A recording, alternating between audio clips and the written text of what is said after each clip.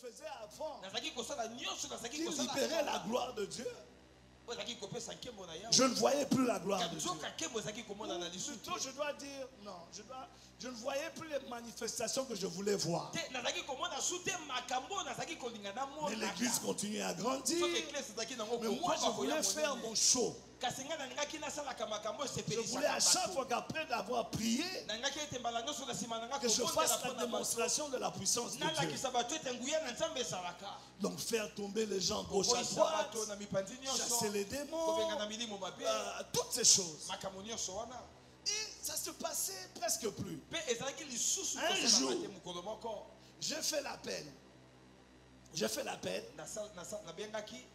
J'ai commencé à prier pour les gens. Il y avait une trentaine, quarantaine de personnes. Je priais, personne ne tombait. Je suis arrivé au 15e, j'ai dit, mais c'est pas normal. J'arrive au 28, les tiens ils étaient 30. J'arrive au 28e. Mon cœur est devenu triste. J'ai dit, mais comment? D'habitude, c'était s'il y a 30, 28 tombent, 2 restent debout. Ou bien 30 sur 30. Mais comment maintenant je prie pour 28 personnes ne tombent? Je termine les 30 personnes ne tombent. Ce jour-là, je n'ai même pas fait d'audience à l'église. J'étais tellement frustré. Je suis parti encore entrer en prière. Et j'ai dit à Dieu, tu dois me parler. Écoute ce que Dieu me répond. Il dit, l'onction que j'ai manifestée, c'était pour une mission. C'était pour gagner toutes ces âmes que tu as gagnées. Parce qu'ils étaient tous c'était des jeunes. Hein? Moi, j'attire beaucoup les jeunes. Ils étaient tous des drogués, des personnes qui buvaient, qui tapaient leurs femmes. Ils ont tous été transformés. Miraculeusement. Alors Dieu me dit, l'onction là, c'était pour démontrer ma puissance, pour attirer les païens vers moi. Maintenant qu'ils sont déjà à l'église, pourquoi tu continues à faire ton show chaque dimanche au lieu de les enseigner et de faire de mes disciples? Est-ce que vous comprenez? Amen. La grâce que Dieu nous donne, ce n'est pas pour les shows. Ce n'est pas pour montrer aux autres que moi j'ai plus d'onction. C'est pour les brebis égarées de Jésus. D'autres personnes ne croiront que si tu leur donnes une parole de connaissance profonde. D'autres ne croiront que s'ils voient la manifestation de la puissance de Dieu par une guérison divine ou par un démon qui est chassé. Alors c'est là que Dieu a commencé à me briser. Puis on est remonté encore. Et à un moment, l'église a connu une crise. Écoutez-moi bien. Une grande crise qui a diminué l'église jusqu'au moins à 10 personnes seulement. Deux fois même on faisait des cultes à 4 personnes. Maintenant pour que vous compreniez bien, je n'ai pas commis d'adultère. Tous les comptes de l'église sont clairs. Amen. Est-ce que vous pouvez comprendre ma frustration? Je sais que je commets des erreurs comme tout le monde. Mais je n'ai pas commis d'adultère. Je n'ai pas volé l'argent de l'église. Mais comment une crise pareille peut retirer tout le monde de l'église? Et pendant que ça se passe, on m'invite dans des églises de 2000, 5000 personnes, 500 personnes. Je prêche et l'église est bénie d'une manière. On veut même me garder, reste encore une semaine. Mais quand je rentre chez moi, 4 personnes, 8 personnes. ça n'a pas fait 6 mois. 6 mois, presque 3 ans. Et j'ai pensé à tout. Et Dieu était silencieux. De temps en temps, j'aurai un message. Je ne t'ai pas oublié, tu es mon serviteur, ton temps vient. Mon temps vient là, le corps se fatigue. Ça va venir quand? Finalement, un jour, il me parle. Il m'a dit, je fais ça pour que tu ne reposes pas ta grâce, ta confiance sur ta grâce et tes dons. Parce que quand j'ai arrêté à focaliser seulement à la démonstration de la puissance, je me suis vraiment donné à la connaissance et la parole de Dieu. Et pour une raison que je ne comprends pas moi-même, on me qualifie, de beaucoup d'endroits, je suis parti d'un très bon prédicateur. Amen. Et donc, beaucoup de gens aiment m'écouter, aiment faire ceci. Mais ces gens-là ne venaient pas à l'église. On m'invite pour aller parler ailleurs. Mais dans mon église, il n'y a personne. Dieu m'a dit, je ne voulais pas que tu montes en orgueil et que tu crois que c'est à cause de ta prédication, à cause de ton onction, à cause de la puissance de Dieu dans ta vie, que tu as ce que tu as. Il a voulu me rappeler que ce n'est ni par la force, ni par la puissance. Et ces 3 années-là, j'ai été dans l'humiliation, j'ai été dans le rejet, et ça m'a rendu humble. Ça m'a rendu très humble. Les gens m'insultent aujourd'hui, je ne réagis pas. Les gens peuvent parler de moi, je ne réagis pas. Parce que j'ai compris c'est ce que Dieu voulait avoir de moi.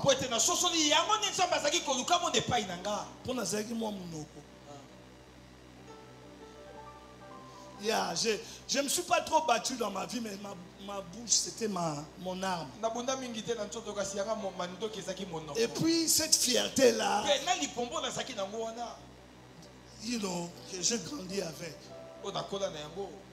Et Dieu m'a vraiment ramené à zéro.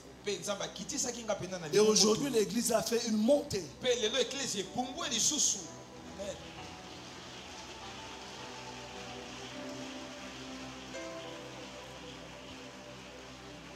Et je ne dis pas que c'est mauvais.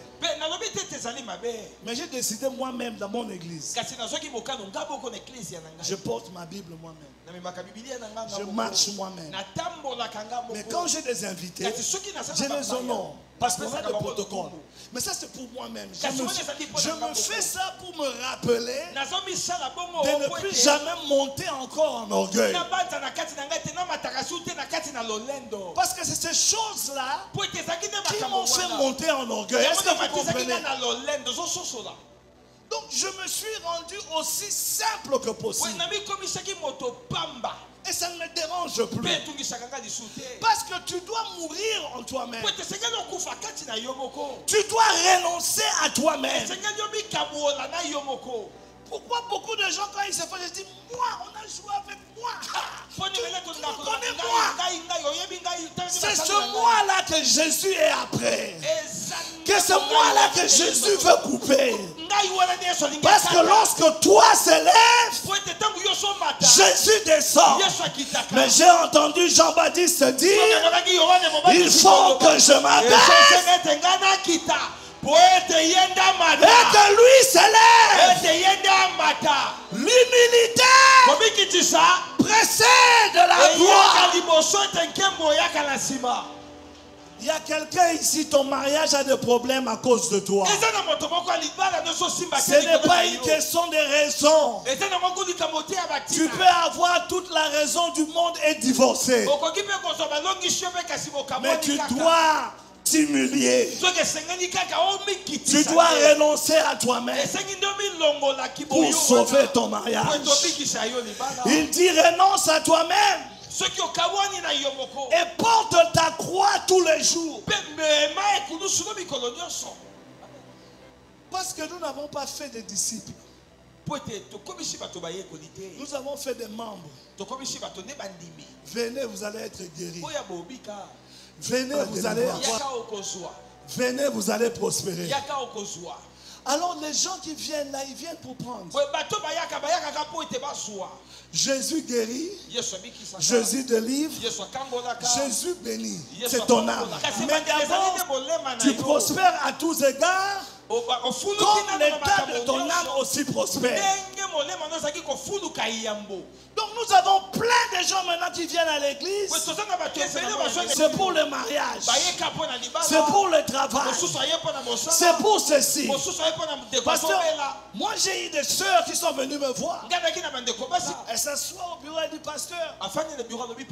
Là on est en août. Je donne ton Dieu jusqu'à décembre. Si le mariage ne vient pas, regarde comment je suis belle. Moi-même, je vais m'en charger. Est-ce que tu crois que tu punis Dieu, tu vas te punir toi-même? Nous prophétisons, mais nous ne connaissons pas le jour que Dieu va faire. Et Habakkuk a dit, même si la vision tarde, attends-la. S'il a dit, il le fera. Donc nous avons des chrétiens, moi je les appelle des chrétiens, Amen, tu peux dire ça. Des chrétiens VIP. Vous ici, vous êtes bien. Quand elle a son bébé, tu n'as le premier ou le deuxième jour, elle quitte l'église. Parce que quand maman Jeanne a eu son bébé, pasteur était là le premier jour. Le pasteur m'a vu ce jour passé. Il est parti dire bonjour à l'autre frère. Moi, il m'a passé. Moi, je quitte l'église. Il n'y a pas d'amour dans cette église. Je voulais voir le pasteur rendez-vous mercredi. Hein? Quand on était 50 ici, qui avait donné, qui faisait ceci? On a beaucoup de disciples. Mais on a beaucoup de membres. Et qui ne savent pas souffrir. Qui ne savent pas souffrir. Si tu marches avec Dieu, et s'il y a la grâce de Dieu dans ta vie, tu connaîtras l'humiliation. Tu connaîtras des moments difficiles. Tu connaîtras l'abandon.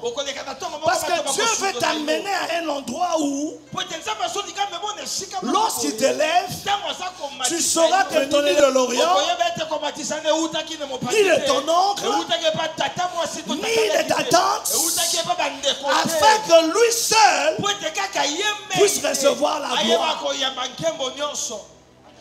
La Bible dit, Jésus dit, vous aurez des tribulations. Mais prenez, car je vaincu le monde. Donc il nous a jamais promis manque de tribulation.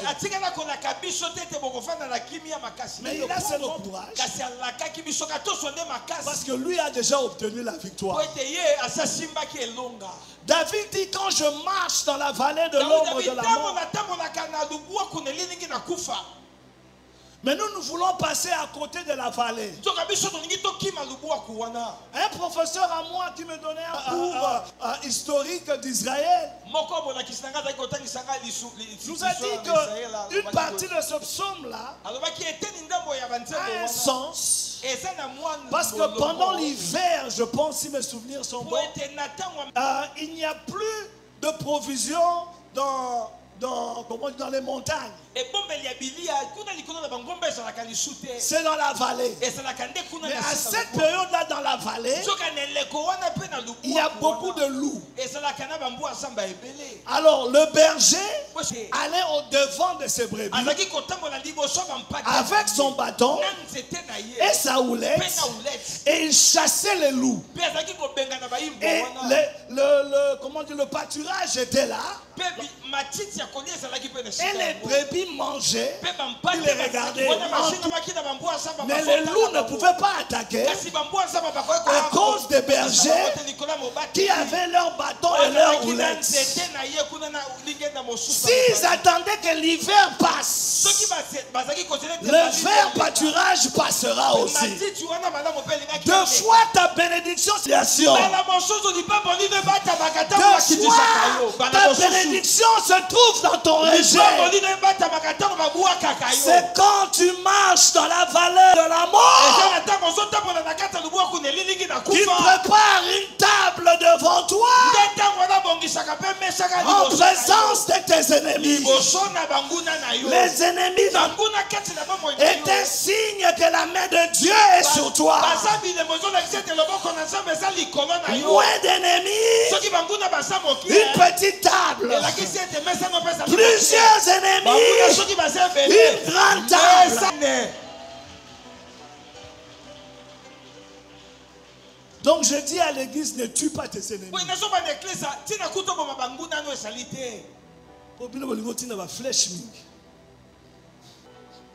Retour à l'expéditeur. Qu'il meurt. S'il meurt, qui va voir ta bénédiction? Moi je prie pour mes ennemis, que leur force diminue, mais qu'ils vivent. Qu'ils vivent. Amen. Amen. Mon épouse et moi, lorsqu'on s'est mariés, il y avait beaucoup d'opposition. Même les gens qui nous critiquaient là,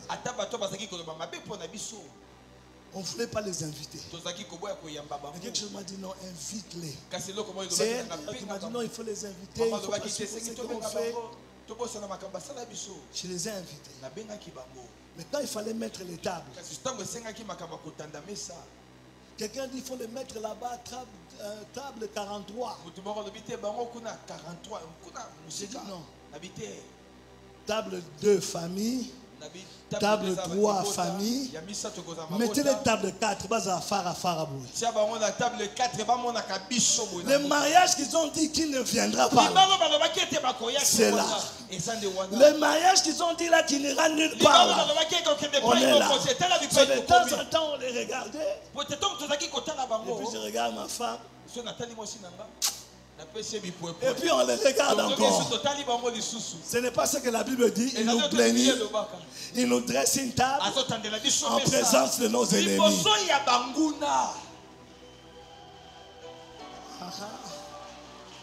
Quand Dieu te lève là, il faut inviter tes ennemis qui viennent voir.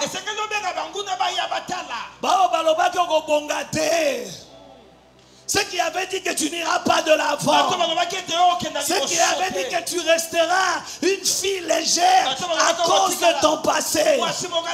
Mais ils ont oublié que celui qu'on sert est le réparateur de brèches. Je termine en disant ceci. Il a dit, suivez-moi. Qu'ils me suivent. Là, il parle du disciple. Faire comme son maître. Nous devons rentrer à chercher où était le cœur du maître. Et le cœur du maître, c'était après les âmes et les enseigner à être des disciples. Parce que le principe du disciple-là, c'est que moi, ce que moi je vous donne, vous donnez ça aussi aux autres. Paul a dit à Timothée, les choses que je vous ai enseignées, gardez-les jalousement et enseignez cela aux autres aussi. Il faut qu'il y ait plusieurs extensions à ENA. Plusieurs cellules. Parce que vous serez des disciples équipés. Soumis à Christ. Au travers de l'autorité spirituelle. Amen. Amen. Nous devons rechercher à être des disciples. Ne soyons pas ici pour ce que Dieu peut faire pour toi.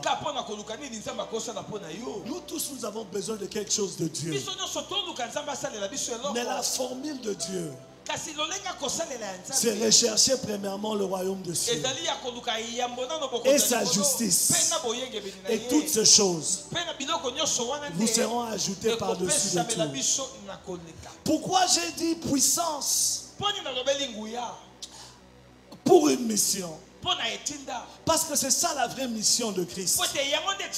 Lorsque nous sommes après les âmes, lorsque nous sommes après le disciple-là, la gloire et la puissance de Dieu, la provision et la capacité de Dieu nous accompagnera toujours. J'ai entendu Jésus dire dans Acte 1:8, vous recevrez une puissance, le Saint-Esprit survenant sur vous, et vous serez quoi? Mes témoins. Où? En Jérusalem, en Judée, en Samarie et dans les extrémités de la terre. Il dit dans sa parole, dans les derniers temps, je répandrai de mon esprit sur toute chair. Vos fils et vos filles prophétiseront et vos jeunes gens auront des visions. Je viens dire à quelqu'un, Dieu ne t'a pas oublié, Dieu ne t'a pas abandonné, Dieu ne t'a pas laissé, car la parole déclare, c'est lui qui a commencé cette bonne œuvre en vous. Il l'achèvera, il la finira, il l'accomplira. Ton Dieu et mon Dieu n'est pas un homme pour mentir. Il n'est pas le fils de l'homme pour se repentir. Ce qu'il a dit, il l'accomplira.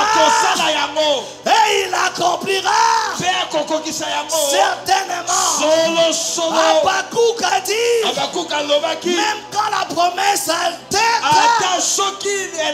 attends-la. C'est une promesse pour un temps bien déterminé. Ta promesse ne mentira pas. Ta promesse ne tombera pas sur quelqu'un d'autre. Ta promesse connaît ton nom. Ta promesse connaît ton avenir. Ta promesse connaît où tu vis. Elle ne tombera pas sur quelqu'un d'autre. Si vous ne me croyez pas, demandez à David. Lorsque Samuel est venu voir chez lui, tout le monde pensait que tous les autres enfants étaient qualifiés à être des rois, sauf David. Un autre professeur nous a enseigné que le principe de l'onction, comment on oignait le oin, était un processus surnaturel. On prenait la corde, on remplissait d'huile. Il n'y avait pas de bouchon. Et lorsqu'on déversait l'huile, si c'était le oin, l'huile coulait. Si ce n'était pas celui que Dieu avait choisi, l'huile ne coulait pas. C'est comme ça que Samuel C'est comme ça que Samuel n'a pas pu oindre la mauvaise personne. Eliab est venu. Qu'est-ce que Samuel a dit? Sûrement que c'est celui-là, l'élu de Dieu, parce qu'il était grand comme un roi, il était beau comme un roi, mais on le met à genoux, on met l'huile, l'huile refuse. Amenez le deuxième, on met l'huile refuse jusqu'au sixième. Ma version à moi, Samuel commençait à partir, mais il se souvient, le Dieu que je sers, il ne commet pas des erreurs, il n'est pas un homme pour mentir, il n'est pas un fils de l'homme pour se repentir. Alors il est rentré, il dit, est-ce que par hasard il n'y a pas un autre enfant ici?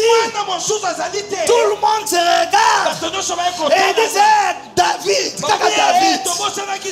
comme quoi rien de bon, rien de roi, mais en David. Mais à ce point-ci, le prophète est fatigué et il dit, amenez-le. David sortait du troupeau, sentant comme les veaux, sentant comme les chèvres, sentant comme les vaches. Il ne s'est pas lavé, habillé comme un berger. Il entre, même avec l'odeur sans déodorant. On le met à genoux. On prend l'huile. On verse.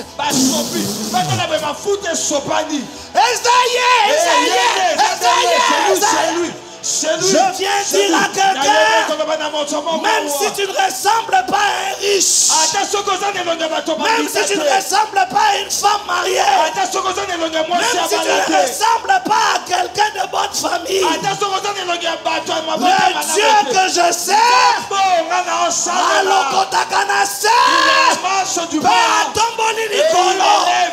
Amen.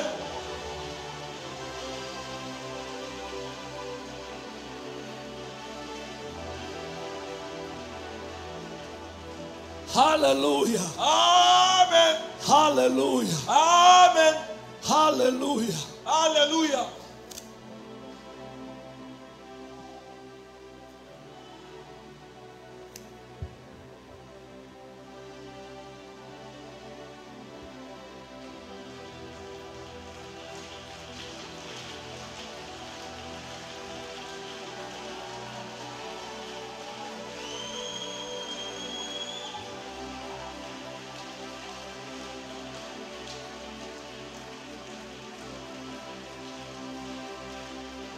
Ma soeur là, avec le masque bleu, avancez.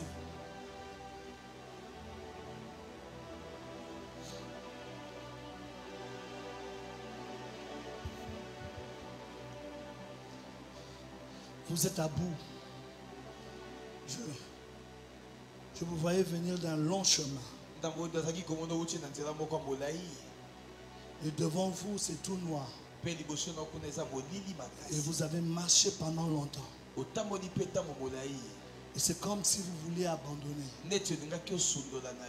Il y a de grandes et fortes promesses sur votre vie. Je pense que vous le savez. Et ça traîne. Et au lieu d'aller vers l'accomplissement, ça ne fait que vous reculer. Mais je voyais un ange de l'Éternel te prendre et te fortifier et te dire n'abandonne pas et avance. Et lorsqu'il s'est retourné, le chemin était éclairé.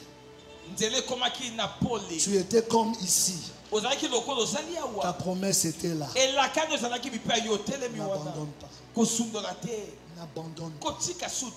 Les voies de Dieu ne sont pas les voies de Dieu. Les pensées de Dieu. Ton plus grand problème est que le genre de promesses que tu as, ça va même commencer comment? Ça va même venir où? Pasteur, prêche la foi. Mais quand ta foi monte, mais ça viendra d'où? Je ne sais pas. C'est là. C'est en train de venir. Dieu va te surprendre. Dieu va te surprendre. Il y a une faveur de Dieu qui est déposée sur ta vie. De la même manière que je lui parle à elle, je viens déclarer sur toute l'église. Aina Church. Vous êtes près de votre percée. Vous êtes dans votre saison. Vous êtes dans votre saison. Une église est bénie lorsque la tête est bénie. Dieu répand cette même grâce sur vous. Parce que vous êtes l'église. Vous bâtirez ce temple et vous en bâtirez d'autres encore.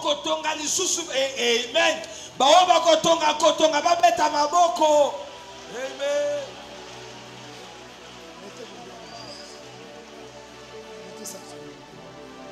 Seigneur, tu viens de le dire, tu n'es pas un homme pour mentir,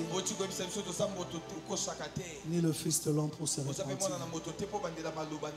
Que ces promesses s'accomplissent. Maintenant. Touche les personnes. Touche les personnes. Touche les personnes.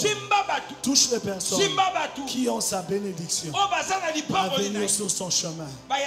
Qu'avant la fin de cette année, qu'un flot de bénédiction commence. Un flot de faveur commence. Au nom de Jésus.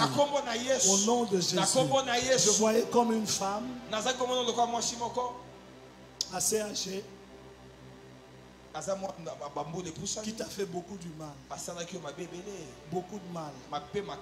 Beaucoup de mal. Mais le Seigneur me dit, pardonne-la. Pardonne-la. Manque de pardon pourrait retarder ce que Dieu a pour toi. Pardonne-la. Aujourd'hui, pardonne-la, laisse-la partir. Libère-la de ton cœur. Et vois ce que Dieu va faire. Vois ce que Dieu va faire. La raison pour laquelle tu as été beaucoup attaqué, beaucoup rejeté, beaucoup critiqué, toi tu ne le vois pas, mais il y a des gens qui peuvent sentir en toi une grâce, qui peuvent voir en toi une grande destinée. Seigneur, je scelle tout ce qui est déclaré.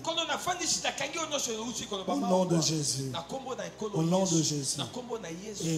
Amen. Ma soeur, tu peux venir ici en lunettes, oui.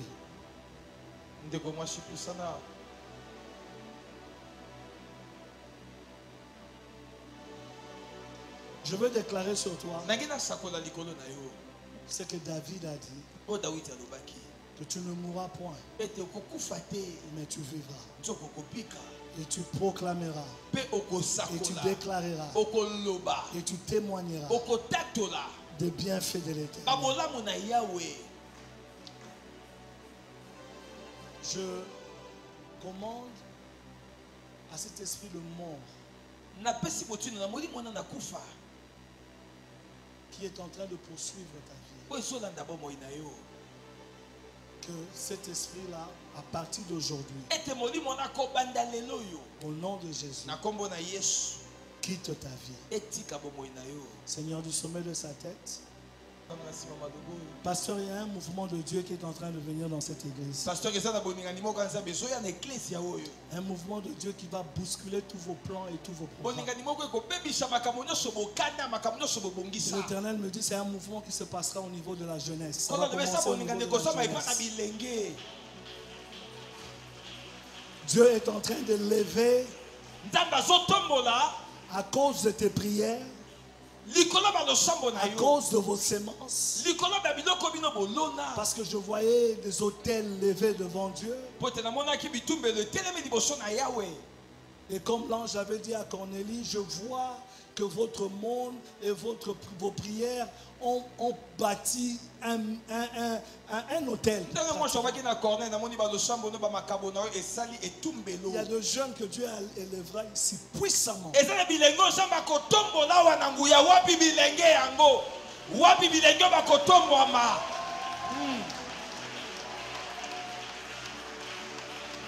La majorité n'auront pas de titre. Pardon, vous n'avez pas besoin de ça. Restez soumis à votre homme de Dieu. Lui saura qui est apôtre, qui est prophète, et en son temps, il vous mettra là où vous faites. Mais c'est un mouvement de jeunes pasteurs. Dieu va le oindre d'une manière. À cause de vos prières, il y aura des démonstrations de la puissance de Dieu comme jamais. Des paroles de connaissance comme on n'en a jamais vu. Des guérisons comme on n'a jamais vu.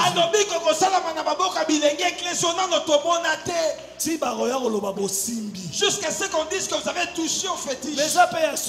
Mais oui, c'est aussi vrai quand vous avez touché à Jésus. Amen. Cet homme que vous voyez a sacrifié sa jeunesse pour la face de Dieu. Ce qu'il a vu, pour certains ils disent c'est grand. Et il a même des jaloux qui sont derrière lui. Mais Dieu me dit, mon frère, tu n'as pas encore vu. D'ailleurs, tu le sens. Tu sens qu'il y a quelque chose dans l'atmosphère, mais tu ne sais pas trop comment Dieu va te surprendre. Dieu va te surprendre. Dieu va te surprendre. Dieu va te surprendre. Avec votre pasteur a un bon cœur. Il a un bon cœur. Pasteur Nabiso wana pasteur a mutema malamu. Tozaka na pasteur a mutema malamu. Tozaka na pasteur a mutema malamu. Amen. Et il a la libéralité, il donne beaucoup. Loboko pété. Beaucoup. Loboko pété. Parce que je vois beaucoup de sacrifices.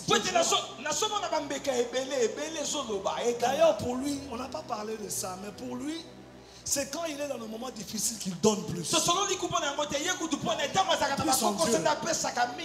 vois plein d'hôtels au devant de lui.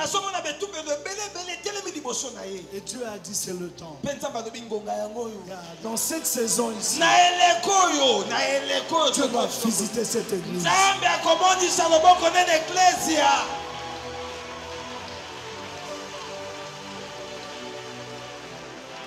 Non seulement avec la puissance, mais avec la grâce financière.